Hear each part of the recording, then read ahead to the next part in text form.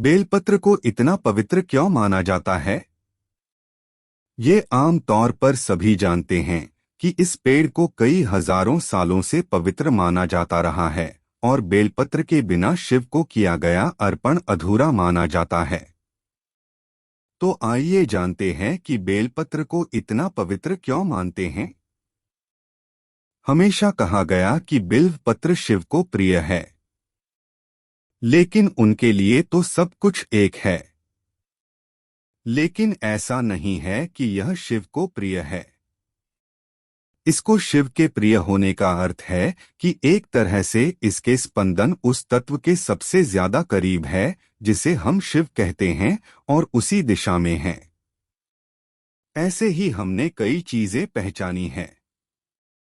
सिर्फ एक खास पत्ती ही नहीं, हमने कई चीजों को पहचाना है और सिर्फ वही चीजें अर्पित की जाती है क्योंकि वह आपके लिए संपर्क बनाने का साधन बन जाते हैं। आप वो पत्ती उनके पास छोड़ नहीं आते। आप उसे वहां रखते हैं और फिर वापस ले आते हैं क्योंकि इस पत्ती में उस स्पंदन को सोखने की क्षमता सबसे ज्यादा है और आपको उसे उठाकर ले आना चाहिए। ऐसी कई कई चीजें हैं जिन्हें पवित्र साधनों की तरह पहचाना गया है और जिनका लोग इस्तेमाल करते हैं।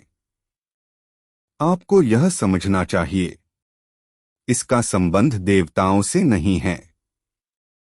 इसका संबंध आपसे और किसी चीज तक पहुंच बनाने की आपकी काबिलियत से है और यह आपको पोषित करके मददगार बनती है।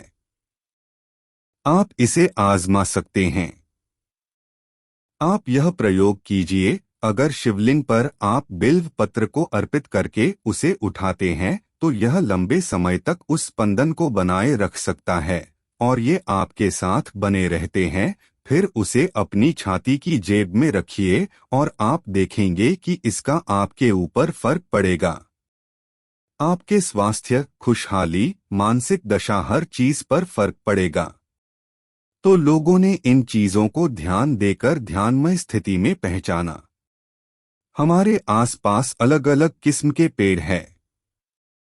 पेड़ों और पत्तियों की इस पूरी विविधता में उन्होंने एक ही पत्ती क्यों चुनी? क्योंकि किसी ने इसे पहचाना कि यह सबसे अलग है और आप इसे अनदेखा नहीं कर सकते। आप यह भी आजमा सकते हैं। आप जाकर 10 अलग अलग तरह की पत्तियां तोड़ सकते हैं। उन सब को शिवलिंग के पास रखें और फिर उन सब को साथ ले जाएं और आप अपने पास रखें। आप खुद ही अंतर देखेंगे।